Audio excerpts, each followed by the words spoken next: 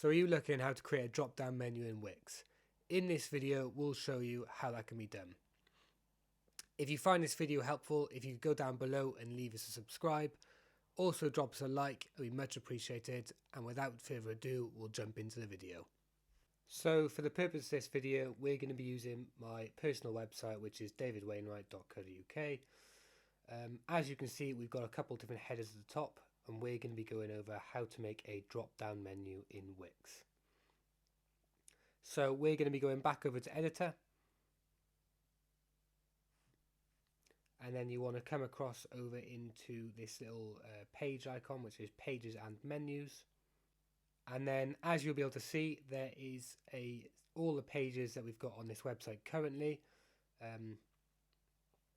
These are going to be the pages I want to select and put them underneath my header, which is going to be businesses. So you want to just grab and hold them by clicking and holding on your mouse or on your pad on the Mac, and just drag it over to the right, and then as you'll be able to see, there's a line that comes down and drops into it.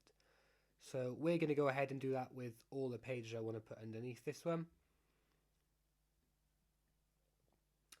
And then if we come back over into preview, so this is just looking at the website, you can see if you hold over businesses, there is the drop down menu of all the pages we have on this website. And there you have it. There was our quick tutorial on how to make a drop down menu in Wix. If you found this video helpful, if you go down below and drop us a like, and also consider subscribing to the channel so you get updated on all the new content we are creating. And with that being said, see you on the next video.